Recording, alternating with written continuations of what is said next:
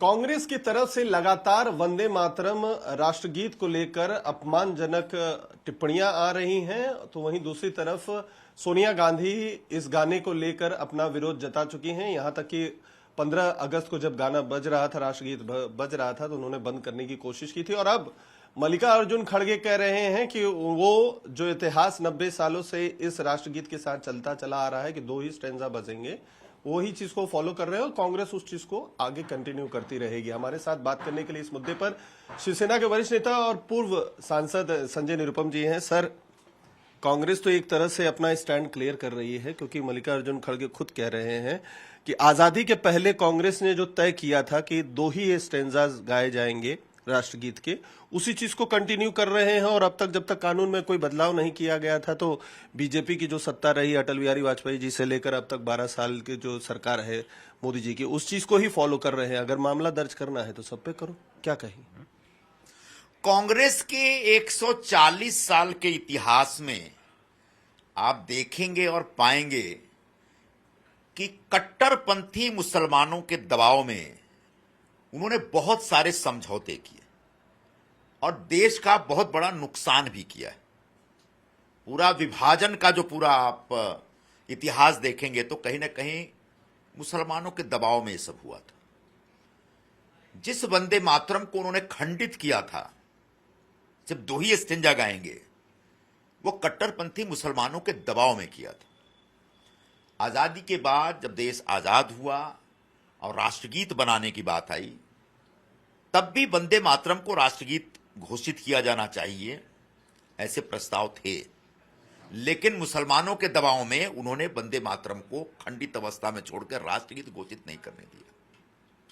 आज सोनिया गांधी से लेकर मल्लिकार्जुन खड़गे तक जो वंदे मातरम का अपमान कर रहे हैं, राष्ट्रगीत का अपमान कर रहे हैं, वो महज कट्टरपंथी मुसलमानों के लिए और मुस्लिम वोटों के लिए।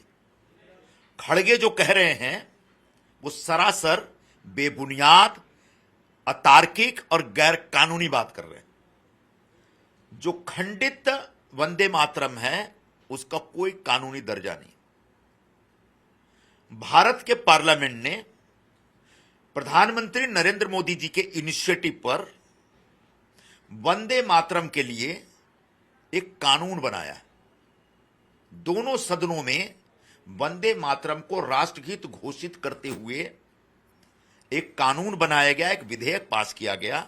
और उस कानून में वर्णित है कि 6 के 6 स्टेंजा गाए जाने चाहिए, यानी संपूर्ण राष्ट्रगीत गाना चाहिए, खंडित राष्ट्रगीत नहीं।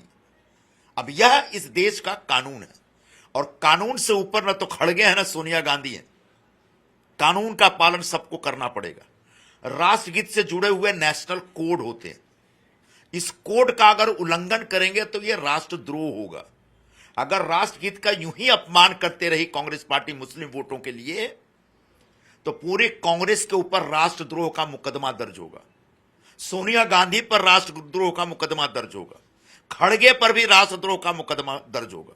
हां, उसके बाद उनको मुस्लिम वोट तो मिल जाएंगे, लेकिन राष्ट्र के बाकी वोट उनको नहीं मिलेंगे। बाकी जो राष्ट्र के राष्ट्रभक्त और राष्ट्रवादी लोग हैं, वो पूरे वंदे मातरम को आदर देते हैं, क्योंकि वंदे मातरम महज चंद पंक्तियां नहीं है। आज वंदे मातरम को 150 वर्ष पूरे हो गए। बंकिम चंद्र चट्टोपाध्याय ने जब यह गीत लिखा था, उस घटना को आज 150 वर्ष हो गए और 150वीं वर्षगांठ पूरा देश धूमधाम से मना रहा है। और तब हमें याद रखना चाहिए कि वंदे मातरम वो गीत है जो आजादी की लड़ाई में हमारा जयघोष था। लाखों हजारों स्वतंत्रता सेनानी थे जो वंदे मातरम गीत गाने के जिद पर अपना सब कुछ न्यौछावर कर देते थे। अंग्रेजों ने वंदे मातरम पर बैन लगा रखा था, फिर भी वो हमारे स्वतंत्रता सेनानियों ने वंदे मातरम गाया और इसके लिए अगर उनको फांसी चढ़ना पड़ा तो फांसी भी चढ़े। तो अगर वंदे मातरम का अपमान करते हैं तो न सिर्फ एक राष्ट्रगीत का अपमान है, यह राष्ट्र का अपमान है। और स्वतंत्रता आंदोलन में जिन सेनानियों ने शहादत दी, उनके शहादत का अपमान है। अब कांग्रेस पार्टी को मुस्लिम वोटों के लिए अगर शहीदों का अपमान करना है तो बेशक करे, लेकिन कानून अपना काम करेगा। इसलिए बेहतर होगा कांग्रेस के सभी नेता और पूरी कांग्रेस पार्टी भारत से माफी मांगे राष्ट्रगीत का अपमान करने के लिए। इमरान मसूद हो या कांग्रेस के दूसरे नेता हो सर, लगातार वो इस चीज का हवाला दे रहे हैं कि उनको उनका जो खास धर्म है इसकी इजाजत नहीं देता है। वो सम्मान में खड़े रहेंगे लेकिन गाएंगे नहीं, इस तरीके के जो है अलग अलग कांग्रेस के नेता जो है बयान दे रहे हैं। और कहीं ना कहीं विपक्ष भी कांग्रेस के साथ दबे जबान में ही सही लेकिन उनके समर्थन में खड़ा है, क्योंकि जब से ये कानून बना है तब से बहुत ज्यादा राजनीतिक पार्टी के नेता खुश नहीं हैं।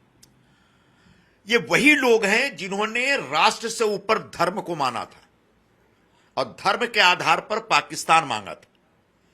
आज वही प्रवृत्ति के लोग वंदे मातरम का विरोध करते हुए अपने धर्म को आगे ला रहे हैं। उनको मैं बताना चाहूंगा, पहले राष्ट्र है उसके बाद धर्म है, और अगर अपना धर्म आपको इतना प्यारा है तो भारत में भारत के राष्ट्रगीत का अपमान करने से पहले भारत की पवित्र भूमि छोड़कर सीधे पाकिस्तान चले जाइए।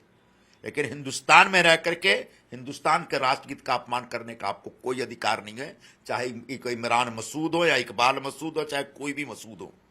उन सबको भारत के कानून, भारत के राष्ट्रीय मान बिंदु का सम्मान करना ही पड़ेगा और उसके आड़े में, उसके बीच में धर्म को लाना बंद करें। एक आखिरी सवाल ये भी है कि सर, प्रधानमंत्री ने जो लाल किले के प्रांगण से दिमागी नक्सली जिसे कहते हैं उस चीज को लेकर कांग्रेस समेत विपक्ष के कई सारे नेता आक्रामक हो गए हैं। वो ये कहना खुलेआम पे शुरू कर दिए हैं कि वो दिमागी तौर पे नक्सली हैं, चाहे पीडीपी जो है प्रमुख महबूबा मुफ्ती हो, अरविंद केजरीवाल हो, पी चिदम्बरम हो, कांग्रेस के दूसरे नेता हो। आप इसको किस तरीके से देखते हैं? क्या प्रधानमंत्री नरेंद्र मोदी ने जो दिमागी नक्सलिज्म की बात की है उससे कहीं ना कहीं एक बेचैनी जो है विपक्ष के नेताओं में आ गई है, जिसकी वजह से वो खुलकर इस सारी चीजों की इस तरीके की बयानबाजी दे रहे हैं? सबसे पहले यह समझना पड़ेगा कि नक्सलवाद क्या है। नक्सलवाद पूरी तरह से एक हिंसक विचारधारा है। नक्सलवादी भारत के संविधान में विश्वास नहीं करते। नक्सलवादी भारत में सत्ता परिवर्तन चाहते हैं हिंसा के जरिए। नक्सलवादी अहिंसक नहीं है। नक्सलवादी गांधीवाद में विश्वास नहीं करते। ऐसे नक्सलवादियों ने 1967 के बाद से लगातार पूरे हिंदुस्तान में सत्ता परिवर्तन के नाम पर भयंकर हिंसा भड़काई, लाखों लोगों का कत्लेआम किया, हमारे कई सुरक्षा बलों के जवानों की जान ले ली। ऐसे नक्सलवाद को जड़ से उखाड़कर फेंकने में हमारी सरकार को कामयाबी मिली। आज नक्सलवाद अब नाम मात्र का रह गया है। फिर भी ऐसे नक्सलियों की जो मानसिकता है उस मानसिकता को लेकर अभी भी बहुत लोग जी रहे हैं। आज भी वो अराजकता में विश्वास करते हैं। ऐसे नक्सली मानसिकता वाले लोग भारत के संविधान में विश्वास नहीं करते। ऐसे नक्सली मानसिकता वाले लोग हिंसा के जरिए सत्ता परिवर्तन का विचार रखते हैं। जब माननीय प्रधानमंत्री ने यह कहा कि आज भी हमारे देश में कुछ दिमागी नक्सल है, तो उसके पीछे उनका कहने का आशय यही था कि ऐसे बहुत सारे लोग हैं जो अराजकता में विश्वास करते हैं, हिंसा के माध्यम से सत्ता परिवर्तन करना चाहते हैं।